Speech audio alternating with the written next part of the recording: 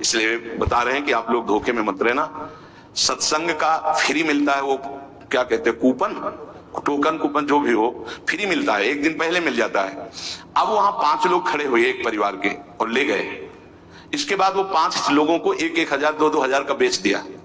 अब वो आके सत्संग में बैठने के लिए जब, तो उसकी अवस्था लिखी जाती है और उसका लिंग परिचय की पुल्लिंग है या स्त्रीलिंग है, तो मान लो 5 स्त्रीलिंग लिखे हुए नाम है और उनमें 5 पुरुष आ रहे हैं, अवस्था अलग है, उनका आधार कार्ड अलग है। तो उनसे पूछा गया कि आप कैसे, आपका तो कूपन है नहीं, आपका टोकन तो है नहीं। तो उन्होंने कहा मैंने 1 हजार में खरीदा, मैंने इतने में खरीदा। ये अपराध है, ना सुनने वाले को लाभ मिलेगा और ना बेचने वाले को, दोनों को पाप लगेगा। जब यहाँ नहीं लिया जाता तो कोई भी ऐसी गंदी हरकत करके यहाँ ना बैठे कि हम 2 हजार में खरीद के आ रहे हैं, तुम्हारे को पाप लगेगा।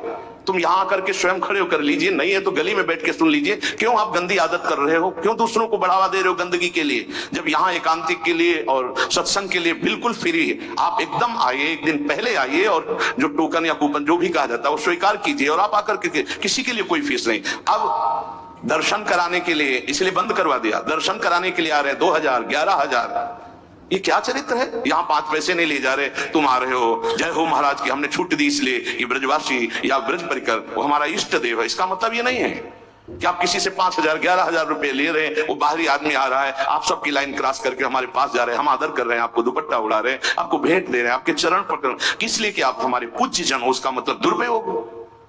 कभी आपको ऐसे दर्शन से लाभ नहीं मिलेगा, ध्यान रखना। यहाँ सिद्धांत संतों का जो होता है उसके अनुसार चलना चाहिए। यहाँ कहीं किसी भी तरह की ना हमारे परिकर के कहीं दोष मिलेगा कि फीस लेंगे, और अगर आप फीस देकर कहीं से आते हैं तो आप अपराध करते हैं, आप गलत मार्ग का बढ़ावा कर रहे हैं, अधर्म का। ऐसे ही लोग अधर्मी होते हैं, आ रहे हो सत्संग करने और आप अधर्म का आचरण कर रहे हो, उसको बढ़ावा दे रहे हो, वो क्या करेगा 4 लोगों का। फिर इसके बाद क्या होगा, फिर ये विचार बनेगा कि जरूर बाबा मिले होंगे, 10 हजार हमसे लेता है, 5 हजार बाबा को देता होगा, 5 हजार अपने आप है। दोष दर्शन और वो बुद्धि आपको भ्रष्ट कर देगी, सत्संग और एकांतिक लाभ ले पाओगे। इसलिए इन बातों से बहुत बचना चाहिए। जब फ्री है, अध्यात्म कभी पैसे से नहीं बिकता, पैसे से जो बिकता है अध्यात्म नहीं होता है, गांठ बांध लो। जब यहाँ फ्री है तो आप लोग फ्री आइए, किसी को पैसा देने की।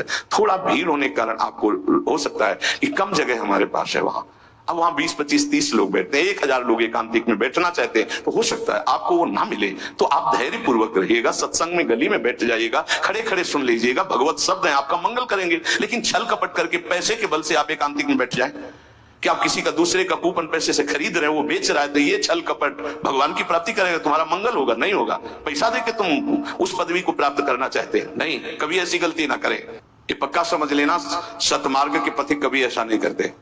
एक बार किसी ने बताया था कि आपकी बीमारी की छवि लगा के कि महाराज जी बहुत बीमार हैं, इसके लिए कुछ और उसमें अर्थ मांगने के। तो ऐसे नीच पुरुषों की कैसी दुर्गति होगी जो इस तरह से धन लेकर के अपने सुख की विषय सामग्री की भोग की वृत्ति रखते हैं। बड़ी भारी दुर्गति होती है, ये ऐसा खिलवाड़ ना समझें, कभी ऐसा नहीं। यदि आज्ञा है और परिस्थिति ऐसी है तो तुम्हें दोष नहीं लगेगा, मुझे लगेगा। लेकिन यदि आज्ञा नहीं हो, आप ऐसा कहीं कोई कर रहा है किसी भी तरह से, वो विष खा रहा है, पेट फाड़ के निकलेगा। ऐसा नहीं किया जाता। किसी संत महात्मा के यश का प्रयोग करके अर्थ की प्राप्ति करना।